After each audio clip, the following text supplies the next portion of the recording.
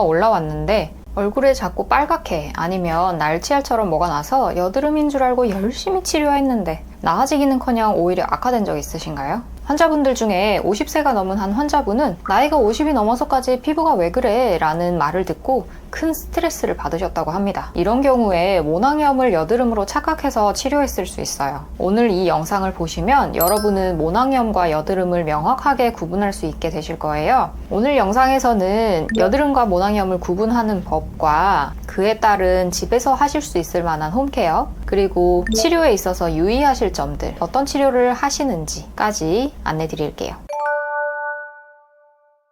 여드름 치료제에는 보통 피지를 조절하거나 각질을 제거하는 성분이 들어있어요. 근데 모낭염에 이런 피지를 조절하거나 각질을 제거하는 제품을 쓰면 오히려 피부 장벽을 손상시켜서 염증을 악화시킬 수 있어요. 그래서 처음부터 모낭염이랑 여드름을 잘 구분해야 하는데 겉모습만 보면 쌍둥이처럼 정말 헷갈리죠. 둘 다 뾰루지처럼 뭐가 올라왔는데 어느 게 여드름이고 어느 게 모낭염일까요? 흔하게 알고 계시는 모낭염은 가렵다, 여드름은 그럼 전혀 안 가려울까요? 여드름도 피지가 많으면 가려울 수 있어요. 두 번째로 모낭염은 번진다, 턱에 나는 여드름은 구역이 정해져서 볼에는 안 나고 턱에만 날까요? 아니겠죠. 세 번째, 여드름은 주로 지성 피부고 모낭염은 건성 또는 민감성 피부다. 이건 좀 그럴듯해요. 건성 피부나 민감성 피부인 분들이 모낭염을 여드름으로 착각하는 경우가 많거든요. 근데 건성 민감성 피부에 여드름이거나 지성 피부에 모낭염 생기는 반대 경우도 많아요. 보통 모낭염을 여드름이겠지 생각하시지 여드름을 모낭염이겠지 생각하시는 일은 잘 없으니까 여드름은 어떤 건지 아신다고 일단 생각하고 모낭염이 뭔지 확실히 알려드릴게요. 모낭염은 말 그대로 모낭, 그러니까 털 구멍에 세균이나 곰팡이 같은 게 감염돼서 염증이 난 상태예요. 그러면 주로 털이 많은 부위에 잘 생기겠죠. 다리, 겨드랑이, 엉덩이, 두피 같은 곳이고 얼굴로 치면 구렛나루, 턱, 인중, 눈썹 같은 데죠. 면도하고 턱 주변에 모낭염이 생기는 게 대표적인 케이스예요. 면도할 때 피부가 살짝 긁히면서 세균이 들어갈 틈이 생기거든요. 대신 여드름은 피지선이 잘 발달한 부위에 생겨요. 얼굴에서는 T존이나 등, 가슴 이런 데요. 자, 그럼 구렛나루, 턱, 인중, 눈썹에 여드름은 안 날까요? 나죠. 아직 헷갈리시죠? 육안으로는 구분이 잘 어려운데 정말 확실한 게 하나 있어요. 여드름은 염증이 생기기 전에 좁쌀 여드름이나 블랙헤드가 먼저 생기는 경우가 많은데 모낭염은 처음부터 그냥 빨갛고 아픈 염증으로 나타나요. 여드름은 씨앗이 있기 때문에 짜서 씨앗이 나오면 여드름이고 씨앗 없이 녹만 찍 나오면 모낭염이에요. 그럼 꼭 짜봐야지 알까요? 다른 알 수 있는 방법은 없을까요? 피부 생검을 해보는 방법도 있어요. 이 모낭염, 왜 감염이 생기는지 알면 어떻게 해결해야 하는지도 알 수 있겠죠. 모낭염은 왜 생기는 걸까요? 일단 피부를 자꾸 자극하면 생길 수 있어요. 면도나 제모 아니면 꽉 끼는 옷을 입거나 오랫동안 앉아 있거나 땀이 많이 나는 상태로 있는 게 이런 상황이에요. 피부가 자극을 받으면 표면이 약해지고 또 미세한 상처가 생길 수 있어요. 이런 상처는 눈에는 안 보일 만큼 작지만 세균은 충분히 들어갈 수 있는 통로가 돼요.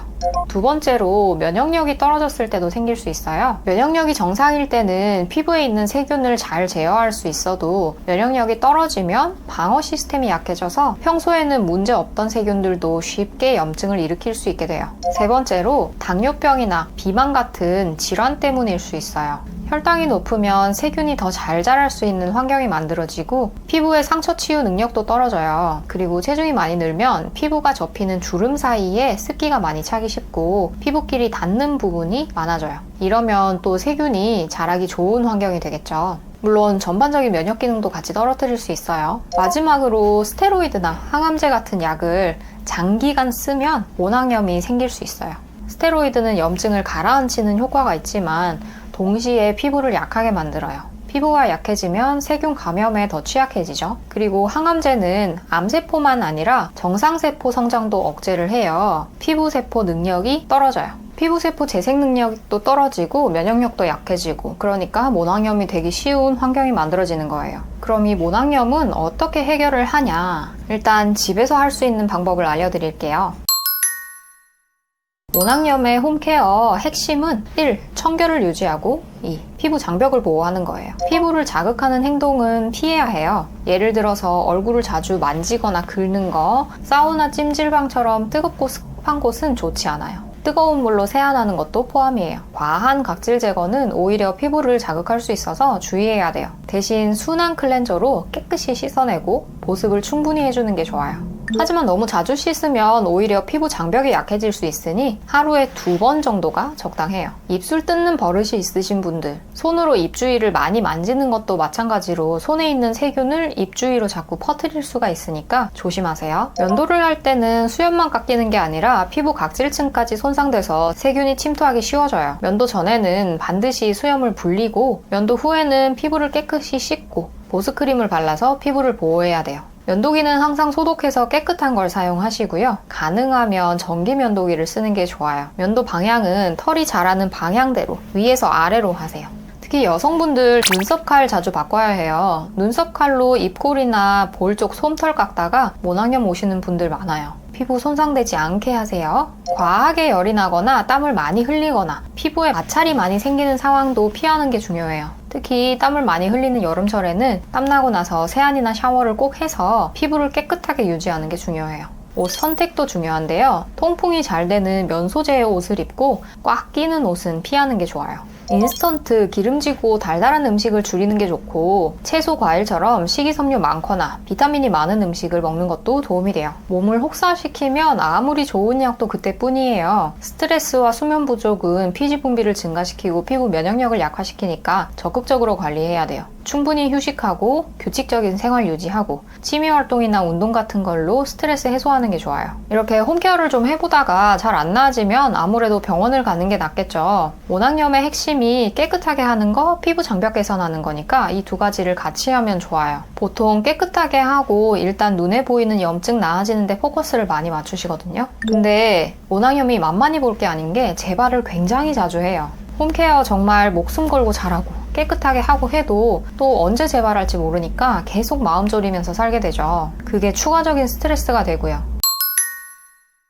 그래서 저희는 피부 장벽에 굉장히 집중해요. 당장 겉에 피부를 청결하게 하고 눈에 보이는 염증도 나아야겠지만 결국 피부가 속부터 튼튼해져야 방어력도 조금씩 생기니까요. 저희 환자들은 기초적인 세안법, 화장품부터 먹고 자는 것까지 전부 다 자세한 가이드를 드리고 있어요. 가장 중요한 건 인내심을 갖는 거예요. 하루아침에 해결되진 않고 꾸준히 관리와 치료가 필요해요. 정원 가꾸는 것처럼 매일매일 조금씩 신경 써주면 분명 좋은 결과 있을 거예요. 저는 피부를 진료하는 한의원을 운영하는 한의사로서 많은 분들이 피부 문제로 고민하는 걸 봤어요. 올바른 정보만 있다면 쉽게 해결할 수 있는 문제들이 많았죠. 여러분의 피부 건강을 위해 제 지식을 나누고 싶어요. 오늘 배운 내용 잘 기억하셨나요? 앞으로도 이 채널에서는 여러분의 피부 건강을 위한 다양한 정보를 제공할 예정이에요. 구독과 좋아요, 그리고 이 영상이 도움되실 것 같은 분들에게 공유해 주시면 더 많은 분들에게 도움이 될 수 있어요. 다음 영상에서 또 만나요. 감사합니다.